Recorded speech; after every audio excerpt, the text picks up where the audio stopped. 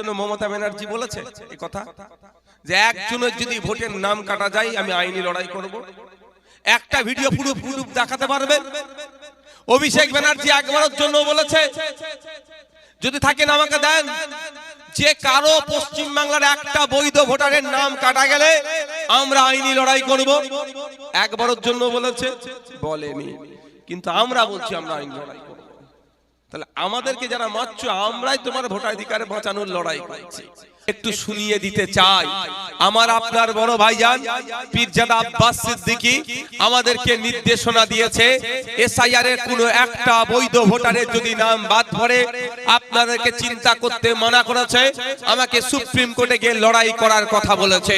তাই আপনাদের বলবো এসআইআর নিয়ে আপনারা অহেতুক হয়রানি হবেন না, চিন্তিত হবেন না। কাগজ আছে, কাগজ প্রয়োজনে আমরা জমা করব। তবে যদি দেখেন আপনার এলাকার কারো নাম বাদ পড়েছে, ভয় খাওয়ার দরকার নেই, ঘাস মারা ওষুধ খাওয়ার দরকার নেই, গলায় দড়ি দিয়ে দেখছি সব ভয়ে আতঙ্কে ঝুলে যাচ্ছে, সুসাইড করার কোনো প্রয়োজন নেই, নিশ্চিন্তে থাকুন। আপনাদের আমি কথা দিয়ে যাচ্ছি, আমাকে প্রতি শুক্রবার আমি বাড়িতে থাকি, শুক্রবার যদি আপনারা যেতে পারেন দেখা হবে, না গেলেও কোনো অসুবিধা নাই। এই অঞ্চলের নেতৃত্ব যারা আছেন যারা অঞ্চল নেতৃত্ব আছে, সাথে সাথে আমাদের পিয়ারুল ভাই আছে, আপনাদের যদি বুথের কারো নাম বাদ পড়ে আপনারা সাথে সাথে এই অঞ্চল নেতৃত্ব পিয়ারুল ভাইদেরকে আপনারা যোগাযোগ করবেন। আপনাদের হাতে যে রিসিভ কপিটা আছে তার জেরক্স পাঠিয়ে আমার কাছে পৌঁছে দেবেন। নিশ্চিন্তে নাকে তেল দিয়ে ঘুমাবেন। বাকি কাজ আপনাদের খামচিন্নর বিধায়ক আছে ভাঙড়ের, সে দেখে নেবে, আব্বাস ভাইজান আছে দেখে নেবে, খামচিন্ন আছে দেখে নেবে, নওশাদ সিদ্দিকী আছে দেখে নেবে, ইন্ডিয়ান সেকুলার ফ্রন্ট আছে দেখে নেবে। এতটুকু মাথায় রাখবেন, কারো আশীর্বাদে কারো অভিশাপে আপনার ভোটাধিকার কাটাও যাবে না, আপনার নতুন লিস্টে নাম উঠবে না। আপনার ভোটাধিকার থাকবে বা ভোটাধিকার কাটবে আর্টিকেল 326 এর বলে অবৈধ ভোটার, শিফটিং ভোটার বা অ্যাবসেন্ট ভোটারের নাম কাটা যাবে। কোন বৈধ ভোটারের নাম কাটার ক্ষমতা ইলেকশন কমিশন অফ ইন্ডিয়ার নাই। কারণ আর্টিকেল 326 সংবিধানের অনুচ্ছেদ 326-এ বলা হচ্ছে প্রতিটা ভারতীয় 18 বছরের ঊর্ধ্বে প্রত্যেকের ভোটদানের স্বাধীনতা আছে, তারা ভোট দেওয়ার জন্য অ্যাবেল। সুতরাং যদি কোনো ভারতীয়র এই আর্টিকেল 326 এর অধিকার কেড়ে নেয়, আপনার পাশে রাজ্য সরকার থাকুক আর নাই থাকুক, আপনার পাশে কেউ থাকুক আর নাই থাকুক, আপনার পাশে খামচিহ্ন থাকবে, নওশাদ সিদ্দিকীরা থাকবে, আব্বাস ভাইজানের আপনাদের পাশে থাকবে। আপনারা নিশ্চিন্তে থাকবেন। এটা শুধু কি আইএসএফ এর জন্য নাকি?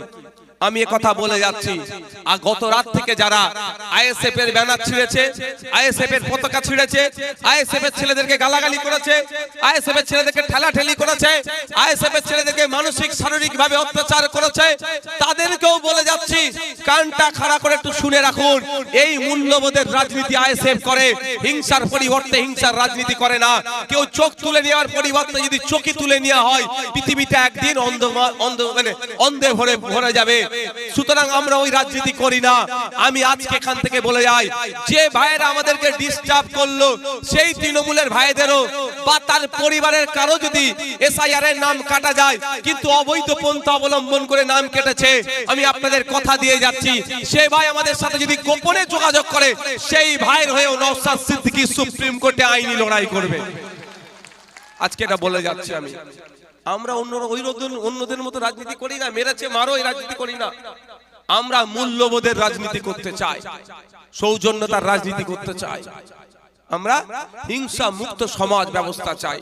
তাহলে মাথায় থাকবে তো, যদি যারা আজকে হিংসা করেছে, গতকালকে হিংসা করেছে, তাদের পরিবারেরও যদি কারো এসআইআর এর নাম কেটে যায়, তাদের দল তার পাশে দাঁড়াক আর নাই দাঁড়াক, আমরা প্রস্তুত আছি তার হয়ে আইনি লড়াই করার জন্য। তারপরেও আইএসএফ কে তোমরা মারো, মারতে কে বলেছে? দাদা বলেছে। সেই দাদা কেন বলেছে? তোমার ভবিষ্যৎটাকে ধ্বংস করছে, আমি বলছি বলেই ক্ষতি হচ্ছে। একবার আরেকটু নিচে নাবি, কি আছে? ওবিসি সংরক্ষণ পুনর্বহাল, যা সর্বনাশ করেছে মমতা ব্যানার্জি। ওই যে পঞ্চায়েতের মেম্বার হয়ে মারপিট করছে, তো পঞ্চায়েতের প্রধান উপপ্রধান সমিতি জেলা পরিষদের মেম্বার ওই মারপিট করছে, তো ওই মেম্বারও আর রাখবে না মমতা ব্যানার্জি, এই সমস্ত লাঠিয়াল বাহিনী করে রেখে দেবে। কারণ নতুন ওবিসি লিস্ট যা করেছে, এই নতুন ওবিসি লিস্টেও আগামী দিনে ভোটে দাঁড়ানোর ক্ষমতাও ধ্বংস করে দিচ্ছে। নওশাদ সিদ্দিকী তারা আগামী দিনে যাতে ভোটে দাঁড়াতে পারে তার জন্য আবার সুপ্রিম কোর্টে মামলা করেছে, ওরাই আবার নওশাদ সিদ্দিকীদের উপর আক্রমণ করছে। কি বলছি বুঝতে পেরেছেন? ওবিসি সংরক্ষণ হয় তো জানেন তো ভোটের সময়, সেটাও ধ্বংস করে দিয়েছে, ওটাও ধ্বংস করে দিয়েছে। অর্থাৎ আগামী দিনে ওই প্রধান উপপ্রধান মেম্বার যে দুটো চারটে খুঁজে পাচ্ছিলেন, সেটাও রাস্তাটাও মমতা ব্যানার্জি বন্ধ করে দিয়েছে। শুধু তাই নয়, যে আজকে লাঠি নিয়ে আমাদের কর্মীদের উপরে চড়াও হচ্ছে, তাকেও বলছি আপনার বাড়ির ছেলে মেয়েটা একটু একটু পড়াশোনা করছে, হায়ার এডুকেশন যদি নিতে চাই, যে সংরক্ষণ প্রথা আছে সেই সংরক্ষণ প্রথায় আর আপনি পাবেন না। মমতা ব্যানার্জি আপনাকেও অভিশাপ দিচ্ছে আর আপনার হাতে লাঠি তুলে দিচ্ছে, নওশাদ সিদ্দিকীদের দিকে তেড়ে যেতে বলছে। কিন্তু যে হাতে আপনাকে আপনি নওশাদ সিদ্দিকীদের দিকে তেড়ে আসছেন, ওই হাতটা মেয়েটার মাথায় রেখে, বাড়ির ছেলেটার মাথায় রেখে একবার ভাবুন যে আপনার ছেলেটা, আপনার মেয়েটা উচ্চ শিক্ষায় শিক্ষিত হতে গেলে সংরক্ষণের কোঠায় কি আর সুবিধা পাবে? তো শুধু তাই নয়, চাকরির ক্ষেত্রে যে সংরক্ষণ ছিল, আপনার বাড়ির আপনার ছেলের, সবার জন্য এটা বলছি আমি, ছেলে মেয়েরা নিজেদের প্রচেষ্টায় ডিগ্রি অর্জন করার পরে চাকরির পরীক্ষা যখন বসছে, পরীক্ষা দিচ্ছে, লিস্টে আর নাম আসছে না, তাহলে বলুন এটা মমতা ব্যানার্জি দ্বিচারিতা করেছে। কিন্তু আমরা একবারের জন্য কি বলছি, আমাদের প্রতিবাদ কি শুধু তৃণমূল ছেড়ে এটা নয়, বরঞ্চ আমাদের প্রতিবাদ মমতা ব্যানার্জি নতুন ওবিসি সার্টিফিকেট দিয়ে মুসলমানদেরকে যে ধ্বংসের দ্বার প্রান্তে দাঁড় করিয়েছে, এটা প্রত্যাহার করতে হবে। বারবার চিৎকার করেছি, গত কয়েকদিন আগে মমতা ব্যানার্জি স্বয়ং স্বীকার করেছে নতুন ওবিসি লিস্টে ক্ষতি হচ্ছে, আমি পুনরায় নতুন লিস্ট তৈরি করব। তবে একটা কথা বলি, নতুন বছরে যদি নতুন সরকার আসলে তৈরি করব, এই গল্প যদি শোনাই এই ফাঁদে পা দেবেন না। 2021 সালে বিধানসভা নির্বাচনের পরেই বিধানসভায় দাঁড়িয়ে আনএডেড মাদ্রাসাদের জন্য 55 কোটি টাকা বরাদ্দ করা হচ্ছে এবং ওগুলোকে এডেড করা হলো। এডেডরা যা সুযোগ সুবিধা পায় ওই আনএডেড গুলো এরপর থেকে সব পাবে বলে গল্প শুনিয়েছিল, অনেকে বিশ্বাস করে নিয়েছিল। কিন্তু খোঁজ নিয়ে দেখুন 22টা রাত আজকে এই কলকাতার শর্ট লেগে ওই আনএডেড মাদ্রাসার টিচার গুলো ওখানে আন্দোলন বসেছে।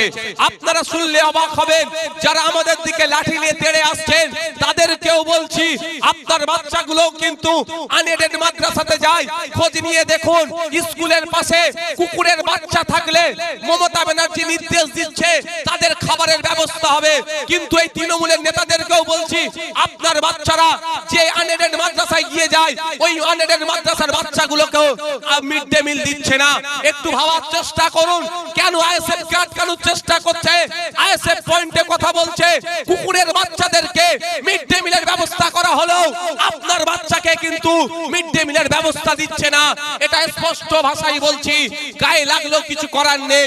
নিশ্চিতভাবে আপনার বাচ্চার থেকেও কুকুরের বাচ্চার দাম মমতা ব্যানার্জির কাছে বেশি।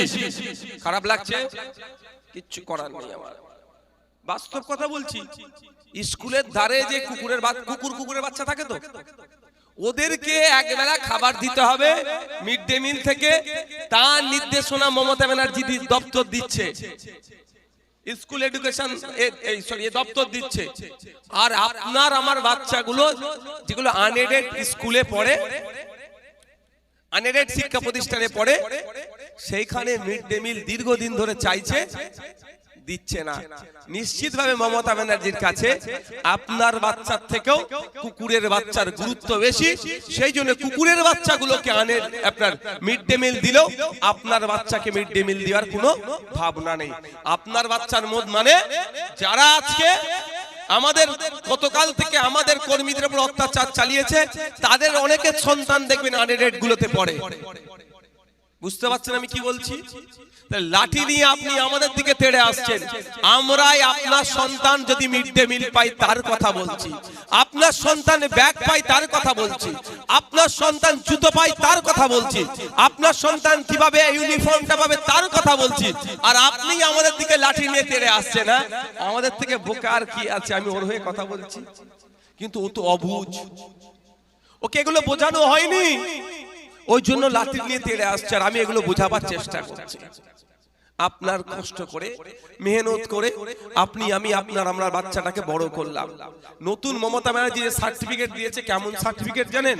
মেসিকে দেখার মতো। আপনারা অনেকে টিকিট কেটেছিলেন, টিকিট নিজের ঘাটের টাকা দিয়ে টিকিট কাটলেন, মেহনতের টাকা দিয়ে টিকিট কাটলেন, টিকিট চেক হলে স্টেডিয়ামের মধ্যে ঢুকলেন, মেসিকে দেখতে পেলেন না। এই নতুন যে সার্টিফিকেট দিয়েছে এটা আপনার কাগজ। পরীক্ষায় বসলেন, টাকা দিয়ে ফর্ম ফিল আপ করলেন, পরীক্ষায় বসলেন, পাস করলেন, চাকরি আপনি পাবেন না। কিন্তু আপনার হাতে সার্টিফিকেট আছে, সংরক্ষণ কোটাতে আপনি অ্যালাউ হচ্ছেন না। আপনার হাতে টিকিট ছিল, আপনি মেসিকে যেমন দেখতে পেলেন না, নেতা নেতারা ঘিরে রেখে দিয়েছিল।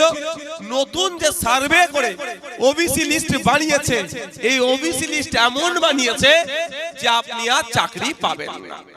তারপরে পয়েন্ট কি আছে? Fake ST SC certificate. আমাদের পশ্চিম বাংলায় একটা সরকার চলছে না, একটা সার্কাস চলছে। আপনারা অবাক হবেন, সরকার চলছে না, সার্কাস চলছে। কেন বলছি? মমতা ব্যানার্জি বলছে মুসলমানরা আমি থাকতে তোমাদের কিছু হতে দেব না। মুসলমানদের প্রিয় গ্রন্থ কোরআন শরীফের উপরে যখন বাজে মন্তব্য করলো, কোরআন শরীফ নাকি শয়তান দ্বারা লিখিত, এত চরম মন্তব্য করলো। আপনি আমার যারা মুসলমান সমাজের মানুষ, আপনারা ভালো করে জানেন দ্বীনের কোন মানুষ দ্বারা কোরআন শরীফ লিখিত নয়, সৃষ্টিকর্তার নির্দেশে অবতীর্ণ হয়েছে, সেটা সংকলন করা হয়েছে। চরম ভাবে তাহলে গালিটা কোথায় দিল? এত ভয়ঙ্কর কথা মুসলমান সমাজ সম্পর্কে যে কথা বললো, শুধু মুসলমানকে আঘাত দিল না, আর্টিকেল 25 কে আঘাত দিল। দুটো সম্প্রদায়ের মধ্যে দাঙ্গা লেগে যেতে পারত, হিংসা হতো, এলাকায় মারামারি হতো, এমন মন্তব্য করেছে। কিন্তু মুসলিম সম্প্রদায়ের মানুষজন ধৈর্যের পরীক্ষা দিয়ে আইনি লড়াইয়ের দিকে গিয়েছে। আমি এটাকে ধন্যবাদ, স্যালুট জানাচ্ছি। কিন্তু আপনারা বলুন, মমতা ব্যানার্জির কাজ কি হতো ছিল? যে কথা বলেছে তাকে ধরে জেলের মধ্যে ঢুকিয়ে দেওয়া। একবার ধরে জেলের মধ্যে ঢুকিয়ে দিলে দ্বিতীয়বার বলার সাহস পেত না। আজকে যারা লাঠি নিয়ে, আজকে যারা আইএসএফ এর পতাকা ছিঁড়েছেন, আজকে যারা আইএসএফ এর ব্যানার ছিঁড়েছেন, তাদের উদ্দেশ্যে বার্তা, অন্তত আপনাদের মধ্যে সংখ্যাগরিষ্ঠ মানুষ মুসলিম সম্প্রদায়ের, আপনারা যার কথা শুনে আজকে ব্যানার ছিঁড়লেন, আমাদের কর্মীদের উপর আক্রমণ করলেন, তাদেরকে একবার প্রশ্ন করুন, হ্যাঁ তোমাদের কথা শুনে তো আমি এই ছেলেগুলোকে মারলাম, ব্যানার ছিঁড়ে দিলাম, পতাকা ছিঁড়ে দিলাম, আসতে দিচ্ছিলাম না প্রোগ্রামে, রাস্তা ব্লক করে রাখলাম, এক মাচার ধারে মাচা তৈরি করে পাড়ার মোড়ে এমন ভিড় তৈরি করেছো যাতে অন্য কেউ না আসতে পারে, ভয়ের পরিবেশ তৈরি করলাম তোমাদের কথা শুনে। কিন্তু ভাই দিনের শেষে তো আমি মুসলমান, আমার কোরআন শরীফকে নিয়ে, আমার আল্লাহকে নিয়ে এত বাজে মন্তব্য করলো ওই বড় নেতাটা, বিজেপির নেতা, আবার তৃণমূলের নয়, বিজেপির বিরুদ্ধে নাকি মমতা ব্যানার্জি সত্যিকারের লড়াই করে, তাহলে ওই বিজেপি নেতার বিরুদ্ধে মমতা ব্যানার্জি তার পুলিশকে দিয়ে কি ব্যবস্থা গ্রহণ করলো, এটা অন্তত জানাও। পারবে তোরা জিজ্ঞাসা করতে? মাইকের আওয়াজ যাচ্ছে, আমার বক্তব্য ওই বন্ধুরাও শুনছেন, আমি রেকর্ড পরে শুনবে, সেই বন্ধুদের বলবো যা করেছেন তো নিশ্চিতভাবে আপনারা বুঝতে পারছেন ভালো করেছেন কি খারাপ করেছেন, এটা অন্তত জিজ্ঞাসা করুন। আমি আপনাদের বলছি, এখন পর্যন্ত পুলিশকে কোনো ব্যবস্থা গ্রহণ করতে দেয়নি। পুলিশের কিছু দোষ নাই, পুলিশ রেডি আছে, ধরবে, জেলের ভাত খাওয়াবে। আমাদের পুলিশ রেডি আছে, আমাদের পুলিশ যথেষ্ট, কিন্তু পুলিশের কম সংখ্যা, কম। একটা পুলিশ 16 ঘন্টা 14 ঘন্টা ডিউটি করছে, 8 ঘন্টা ডিউটি করার নিয়ম। তারপরেও এরা রেডি আছে, অন্যায়কে এরা প্রশ্রয় দেবে না, কিন্তু এদেরকে করতে দিচ্ছে না। তাই এদের পাশে আমাদেরকে দাঁড়াতে হবে, পুলিশকে সবসময় সহযোগিতা করতে হবে, এটা আপনারা মাথায় রাখবেন।